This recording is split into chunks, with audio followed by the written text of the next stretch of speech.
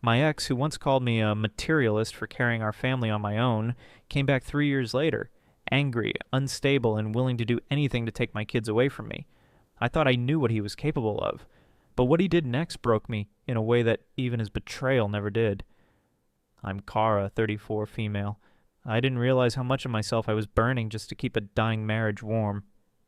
Back then, it was just me, Dale, and our two babies in that cramped two-bedroom apartment with the peeling linoleum and the buzzing fridge light that made the whole kitchen feel haunted.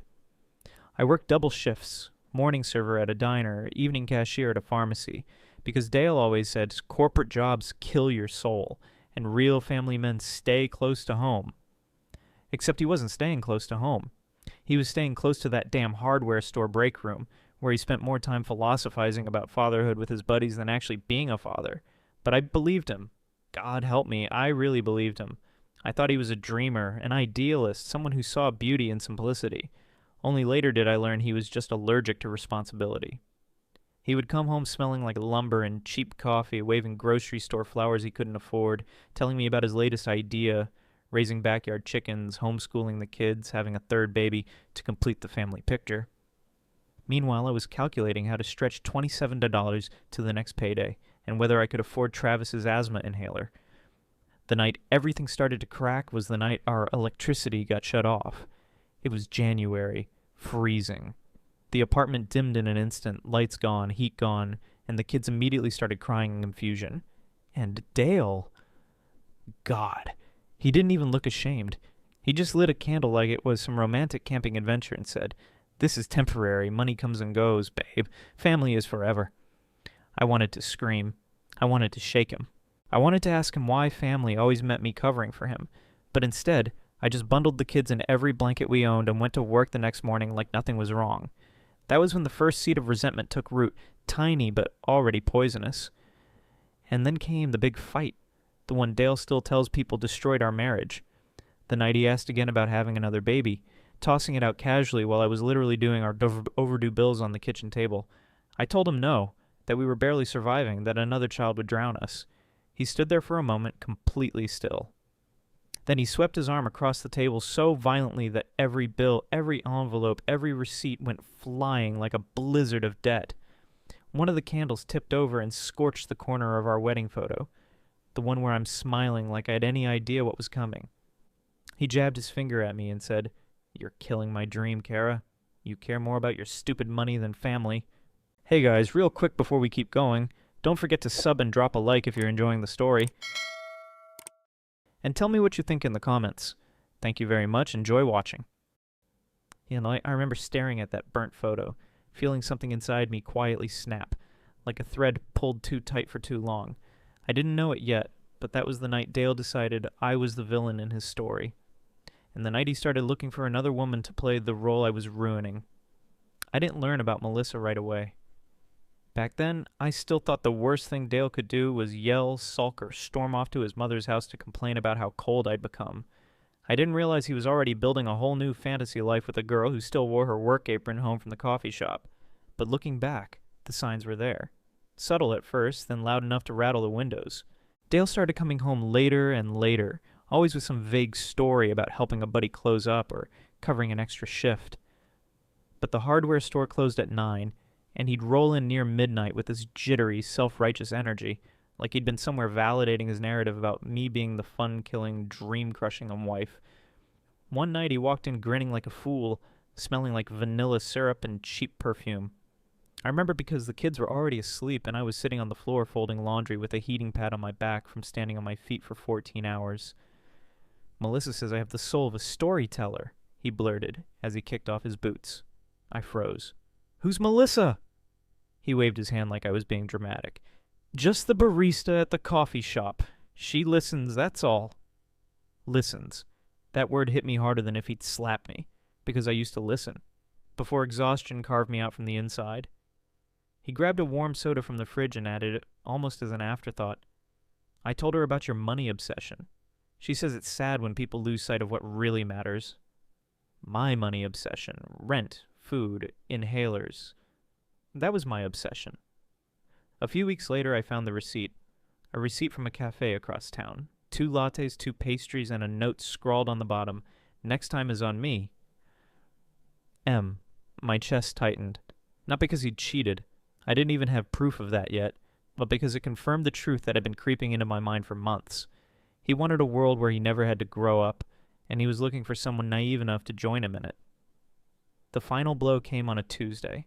I had just gotten home from work, shoes still on, head throbbing, when Dale walked in and holding his phone out like evidence. "Melissa thinks you were toxic." I laughed. I actually laughed because the absurdity hit me like a slapstick punchline. She doesn't even know me. "Well, she knows I want a big family," he snapped. "She knows what it's like to want something real, not like you, who only cares about bills." I stared at him, taking in the greasy hair, the wrinkled uniform, the man who hadn't paid a phone bill in months but somehow found money to buy coffee for another woman. And in that moment, I felt my heart quietly step back from him. 2 nights later, I caught him. I came home early because my manager cut my shift. The kids were at my friend Anastasia's house. Our apartment was dark, except for the bedroom where a soft glow flickered beneath the door. I heard giggling. And Dale's voice, soft and theatrical, the same tone he used when he told me romantic nonsense before the kids were born. I opened the door. Melissa, 22-year-old Melissa, with her honey-colored ponytail and pink hoodie, was sitting on our bed with her shoes still on, flipping through one of my photo albums while Dale lay next to her like a teenager. She looked at me like I'd walked in on them in their home. "Wow," she said, eyes widening. "You didn't tell me she'd be home?" Dale actually scrambled to sit up, knocking the photo album onto the floor where it split open to a picture of me holding our newborn son. "Kara, you're taking this the wrong way," he stammered. "We were just talking." Talking. On our bed. In our home. Next to pictures of the life he abandoned before he was even out the door. Something inside me shut off like a power switch. I didn't scream. I didn't cry. I just said, "Both of you, out." Melissa sneered. Not scared, not ashamed. Just smug. In that young, self-righteous way that people get when they think they're part of a fairy tale. Dale followed her out, not even grabbing clothes or his toolbox or the bills he'd left ignored on the counter. His last words before the door slammed. "Melissa understands me. You don't?" That night, sitting alone in the dim kitchen with the burnt corner of our wedding photo staring back at me, I realized the truth I'd been afraid to name. Dale didn't want a family. He wanted an audience. And I had just walked off his stage. In the weeks after Dale walked out with Melissa, my life cracked open in the ugliest way possible. Quietly, humiliatingly, with these little aftershocks that hit at the most mundane moments. Like when I made dinner for the kids and automatically set out a third plate. Or when I checked my phone and saw no text from him about picking up milk. Or when Travis asked why Daddy left his shoes by the door but never came back for them. I didn't have answers. Not ones a 6- and 8-year-old could understand. What I did have were bills. Stacks of them: rent, utilities, daycare, school lunches. Everything Dale used to say would work itself out. Except now, it was all on me. At first, Dale didn't show his face except on social media, where he reinvented himself overnight into this tortured poet-warrior of family values. Melissa posted photos of them cooking dinner together in her tiny studio apartment, except she was the one cooking. And Dale was holding up a wooden spoon like it was a magic wand, captioned, "Finally found someone who believes in love over money." His mother called me 3 times in 10 days. The first time was to ask if it was true I'd driven him away with my negativity. The second was to tell me that Melissa was a sweet girl and not to blame. The third was to say, "Well, maybe this will teach you to appreciate a good man when you have one." I blocked her after that. Meanwhile, Dale made sure everyone knew his version of the story. I was materialistic. I preferred corporate greed to family. I hated the idea of motherhood. I crushed his dream of a big family. He never mentioned the electricity shutoff or the unpaid bills, or the fact that he'd been shopping for a replacement wife before he even left our home. The cruelest twist. People ate it up. His friends at the hardware store, his cousins, even neighbors who barely knew us suddenly had opinions. Maybe you were too harsh on him. Maybe he felt emasculated. Maybe you should have supported his dream. His dream. Always his dream. But reality has claws. And it came for him faster than I expected. Within 6 months, Melissa was pregnant. I heard from a mutual acquaintance that she was glowing, excited, and absolutely convinced Dale was her soulmate. I almost felt sorry for her. Almost. because she didn't know the version of Dale that bills, crying babies, and real-life pressure awaken. Once their baby girl was born, the collapse was immediate. Melissa left him exactly 1 year after she'd taken him from me. She kicked him out after realizing he wasn't a bohemian dreamer. He was a full-grown man with the emotional stability of a wet paper towel. Dale moved back in with his mother, whining that he'd been betrayed twice by cold-hearted women obsessed with money. Meanwhile, I was too busy surviving to care. I worked my double shifts, I cut every unnecessary expense. I patched the kids' jeans and skipped meals when I had to. But somehow, barely, I kept us afloat. And slowly, painfully, things began to change. I got promoted at the diner, then again at the pharmacy. I took night classes. I built a resume from nothing. I clawed my way into a managerial position at a local chain, and for the first time in years, we weren't drowning. 2 years later, I signed the mortgage papers on a small, sunlit house with a yard big enough for the kids to run in. The day we moved in, as the kids raced from room to room claiming corners for forts and reading nooks, I stood in the empty living room and let myself cry. Big shaky sobs I'd been holding in since the night Dale burned the corner of our wedding photo. Not long after that, I met Robert. Stable, soft-spoken, quietly observant Robert. A financial advisor with a tidy office, a reliable car, and a laugh that warmed the air around him. He never rushed into my life. He held the door open and waited for me to walk through at my own pace. He learned the kids' favorite snacks, showed up to Travis's soccer games, helped Addison with her science fair project, and never, not once, made me feel like love meant sacrificing my sanity or my survival. The kids adored him. I eventually let myself adore him too. When he asked me to marry him, it wasn't with fireworks or speeches. He simply held my hands in our kitchen and said, "You and the kids are my home. I want to build our future together." And for the first time in a decade, Ray, future didn't sound like a threat. So when I found out I was pregnant again, planned, wanted, safe, I was terrified to tell the kids, not because I feared their reaction, but because of Dale. But the kids cheered. Robert cried. And I felt this swelling warmth in my chest like I was finally living a life where love didn't cost me everything. I thought Dale might sulk, maybe post some melodramatic nonsense online. I didn't expect the explosion. I didn't expect him to show up at my door. I definitely didn't expect what he did next. I should have known Dale wouldn't just stew quietly, not when jealousy was the only emotion he ever truly committed to. He found out about my pregnancy through mutual acquaintances, people who still followed him on Facebook, people who didn't realize that passing information along was like tossing gasoline on dry brush. And of course, Dale took it exactly the wrong way, as a personal attack, a betrayal, proof that I had been the problem all along. The night he showed up, Robert and I had just finished dinner with the kids. I was washing dishes, humming under my breath, feeling, God, I don't know, light. Like life finally tasted good again. Then something slammed into our front door so hard the frame rattled. I froze. Robert was up in a heartbeat, putting a hand on my back and whispering, "Stay with the kids!" But Addison and Travis were already peeking around the corner, eyes wide. The banging came again, this time followed by yelling, "Open the door, Kara! I know you're in there!" Dale. Robert moved toward the door, but I stepped in front of him. "No," I whispered. "If he sees you, he'll lose it more." But it didn't matter. Dale had already lost it. He kept shouting, accusing, ranting. "You said we couldn't afford another baby. You said I was selfish. And now you're knocking up some other guy?" My heart hammered against my ribs. I'd seen Dale angry before, but this was something else. Wild, unhinged, fueled by humiliation and desperation. Robert clenched his jaw and said quietly, "I'm calling the police." I cracked the door before he could, keeping the chain on. Dale stood on the porch, sweaty, red-faced, eyes frantic. He looked like he hadn't slept in days. "Get off my property, Dale," I said. He stepped forward so hard the chain strained. "You lied to me! You said you didn't want more kids!" A laugh slipped out, sharp, humorless. "I said we couldn't afford more kids. You couldn't afford more kids." Robert appeared behind me, calm and steady as ever, and said, "You need to leave." Dale's head whipped toward him. "Stay out of this. This is my family." And then, God, it happened so fast. He grabbed the edge of the screen door and yanked. The chain snapped. Before I could react, Dale shoved past me into the hallway. Addison screamed. Travis stumbled backward and fell against the stairs. Robert stepped between Dale and the kids so quickly it was like instinct. Dale was shouting again, spitting out words like bullets. "She replaced me! She brainwashed my kids! She stole my life!" He kicked the entryway table, just hauled off and kicked it, sending a glass bowl flying.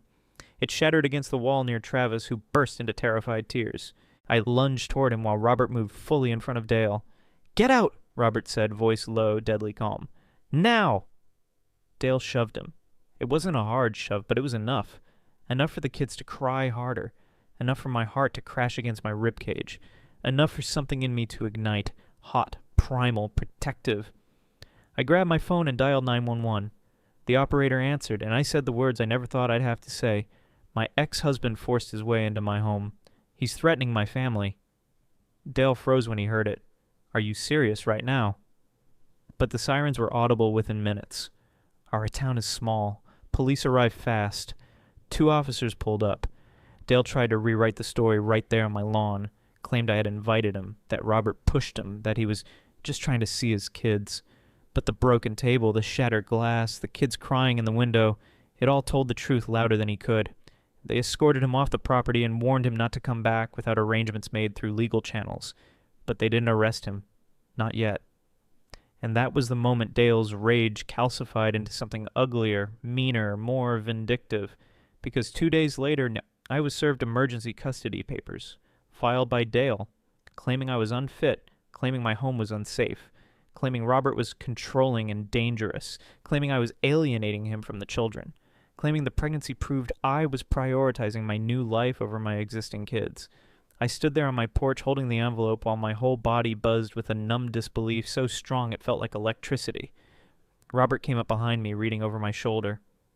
"This is retaliation," he said quietly. But retaliation wasn't even the worst part.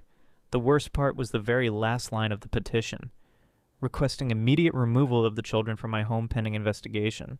I swear the world tilted. I swear I couldn't breathe.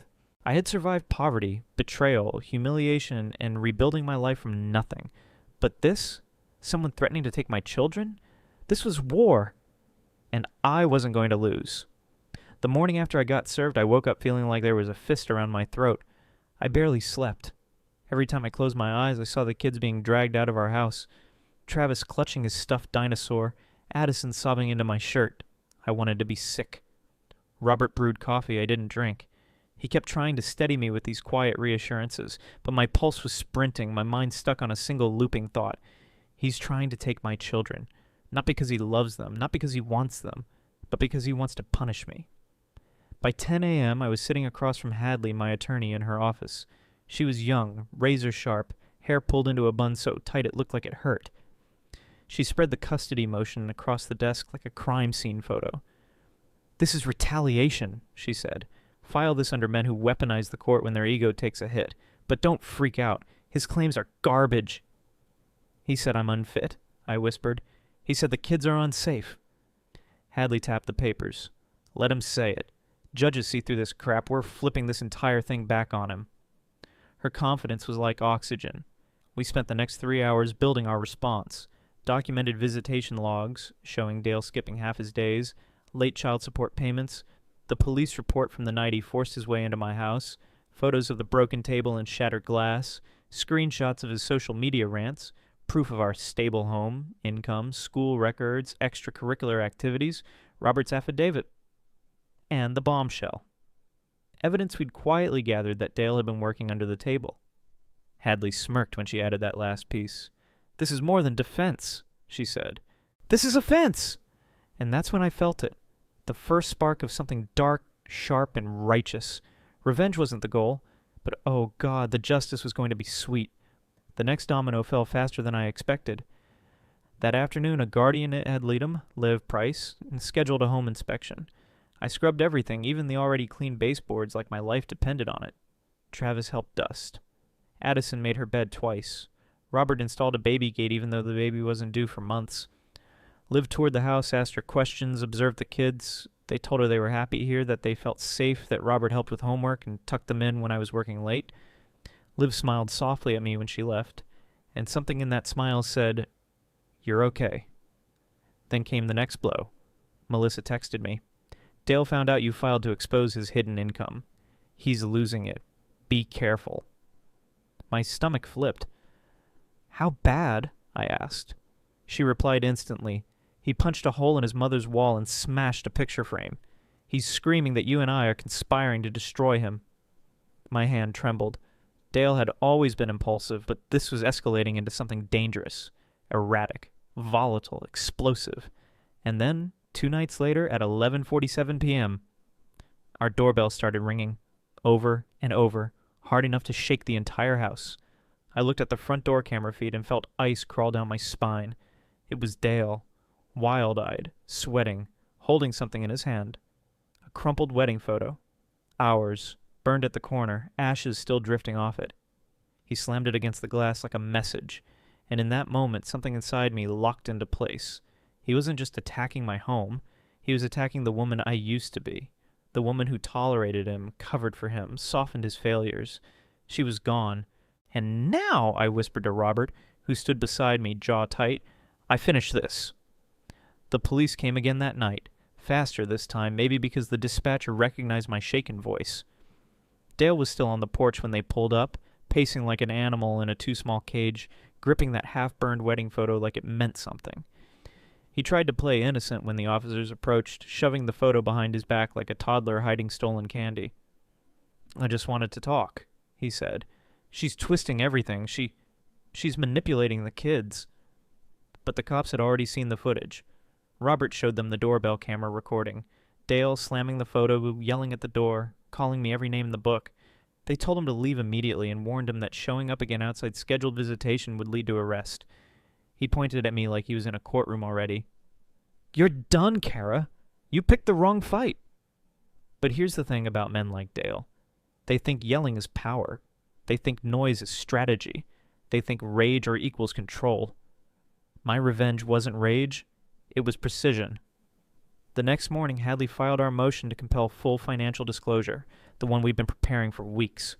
We submitted witness statements from Dale's construction co-workers' records of recurring unreported deposits, screenshots of Dale boasting online about side gigs, a notarized statement from Melissa confirming he'd worked weekend jobs for cash. Hadley packaged it like a nuclear bomb with a bow. When Dale was served, he didn't just explode. He detonated. He stormed into the hardware store mid-shift, screaming at Caleb, the co-worker who dared to tell the truth. Customers watched as Dale threw a box of screws across the aisle, punched the time clock machine, and had to be physically escorted out by the manager. He posted about it instantly, ranting online about rats, traitors, liars, and women who weaponized the court system. He tagged me, then Robert, then Melissa. He even tagged the hardware store's official page like they should take his side. Every post helped us. Every meltdown was evidence. But the real turning point happened exactly 3 days later during the Guardian ad litem's scheduled visit with Dale at his mother's house. Liv called me afterward, her voice calm but tight. "There was an incident," she said. "You'll see the full report, but Dale's behavior was concerning." Concerning was an understatement. He'd cleaned the house for the visit, which apparently meant shoving trash into closets and piling dirty clothes behind the couch. His mother kept trying to speak over Liv, insisting Dale was a devoted father robbed of his rights. But the worst part? Dale cornered Liv in the hallway, tried to explain that I was brainwashing the kids, tried to hand her a printed rant titled "The Truth About Kara." Then, according to her report, he punched the wall right next to her head. A fresh hole, drywall dust on the floor, his knuckles bloody, and Liv wrote it all down. That was my revenge. Not violence, not screaming, not fighting him on his level. My revenge was letting him show everyone exactly who he really was. The next day, he attempted one final power move. He showed up at the kids' school. He tried to sign Travis out early, tried to claim there was a family emergency. The school contacted me immediately and refused to release him. Dale caused such a scene in the front office, arguing, yelling, slamming his hand on the counter, that the principal had to threaten to call the police if he didn't leave. And that was the moment I realized something. I didn't have to destroy Dale. He was destroying himself. All I needed to do was keep the receipts. If this were a Reddit post, this would be the part where I say, "Wow, I didn't expect this to blow up." Thanks for the support, and to the handful of people who told me to fight dirty, trust me, I'm trying. Because over the next week, things didn't just escalate. They mutated. It started with Dale's mother. You know that eerie silence right before a tornado touches down? That was my phone when she called. I almost didn't answer, but curiosity and stupidity won. She didn't even say hello.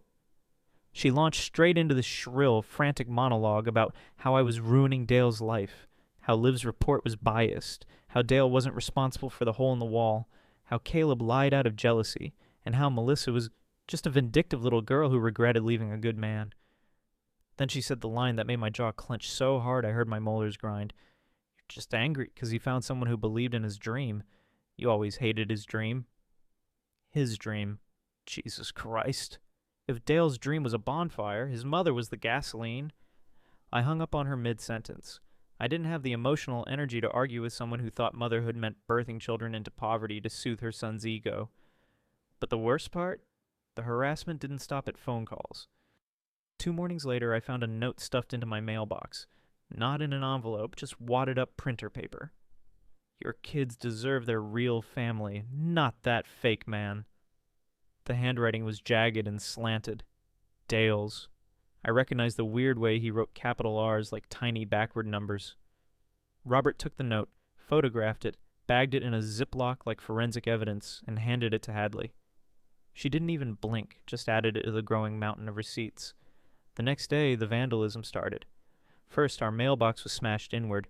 Then someone keyed Robert's car. One long, furious line across the driver's side door. Then a pile of garbage appeared on our lawn. Old coffee cups, fast food wrappers, one of the hardware store's branded gloves. No one had to say it. We all knew exactly who it was. But Dale was smart enough not to leave witnesses, and the camera didn't catch his face clearly. Just a hooded figure with his exact build and posture. Still, every incident went straight to Hadley, and every incident tightened the noose around Dale's case. The kids felt it, too. Travis started double-checking the locks at night. Addison slept with the hallway light on. Robert and I tried to shield them, but you can't hide tension like that from children. They absorb it through the walls. Then 3 days before the full custody trial, something snapped inside Dale. He called me at 2:13 a.m. I was half asleep, groggy, but I knew that ringtone. I had set his contact to a special one for emergencies. My heart kicked hard in my chest. I picked up, breath shaky. Hello? At first I heard nothing, just heavy breathing. Then Dale's voice, hoarse, slurred, desperate. You ruined me! I sat up straight. Dale, what are you? You ruined me, Kara. You turned everyone against me. You made Melissa hate me. You made the kids scared of me. You made Liv lie in her report. My stomach turned. Dale, you need to stop. Now! He ignored me. His voice got louder, wobblier. I'm their father. I wanted a big family. I wanted love. And you took that away. You replaced me with him? You poisoned my kids against me? You're evil. Robert was awake now, sitting beside me, calm but alert, listening. Then Dale said something I'll never forget. If I can't have my family, nobody will. I felt every hair on my body rise. Robert whispered, End the call. Now. We're reporting this. I hung up and dialed 911 again. Then sent the recording to Hadley. Because yes, I record all calls from Dale now. She told me to stay alert, keep the doors locked, and be ready for police questioning. But part of me felt something cold and steady click into place. This wasn't just about custody anymore. This wasn't just about winning. This was about protecting my children. Protecting Robert. And protecting the life I had built with blood in my throat and blisters on my palms. Dale thought he was winning by scaring me. He didn't realize he'd just handed me the final nail for his own coffin. Because at the trial, that recording was going to bury him. The morning of the custody trial felt like the air itself was holding its breath. I woke up with that sick, heavy feeling, like the world was tilting slightly off its axis. Robert helped me buckle my shoes, because my hands wouldn't stop shaking. 7 months pregnant and carrying the weight of 2 terrified children on my shoulders, I felt both fragile and furious. Hadley met us outside the courthouse, holding her binder like a shield. Today is the day he finally stops controlling the narrative, she whispered. I nodded, even though my throat felt tight. Inside, the courtroom was cold, the kind of cold that settles in your ribs. Dale and his attorney, Dominic, were seated already. Dale looked awful, disheveled, hollow-eyed, jaw clenched so tight I could see the pulse beating in his temple. His mother sat behind him, arms crossed, glaring at me like I'd stolen something precious from her. We took our seats. The judge entered. The tension in the room stretched like a fraying cable. Dominic went first. He tried, really tried, to paint Dale as a loving, devoted father who'd been pushed away and maligned. He talked about restoring balance and protecting the father-child bond, but the judge didn't look impressed. She'd read the reports. She'd seen the evidence. Still, Dominic kept going until even Dale twitched with impatience. Then it was Hadley's turn, and she was a machine. She laid it all out. Dale's skipped visitations, his hidden income, his social media rants, the doorbell footage of him forcing his way into my home, the vandalism, the threatening mailbox note, the smashed table, Liv's report describing his aggression, school logs showing his attempt to remove Travis legally, and then the recording. Hadley clicked play, and Dale's voice filled the courtroom. "You ruined me. If I can't have my family, nobody will." The judge's jaw tightened. Dale went pale, then red, then pale again. His mother gasped, covering her mouth. Dominic closed his eyes like he wanted to evaporate. Dale stood up suddenly, slamming his palms on the table. "That recording is out of context! She set me up! Sit down!" the judge snapped. He didn't. He pointed at me, spittle flying. "This is all her fault. She turned everyone against me. She stole my kids." "Mr. Harrington, sit down!" he kept shouting. Something about Robert. Something about God. Something about family values. The bailiff moved toward him, and Dale jerked away, tripping over his own chair. His mother sobbed, "Dale, stop! You're making it worse!" It was chaos. Pure, raw chaos. And that chaos was his undoing. When he finally ran out of steam, chest heaving, face blotchy, the judge spoke.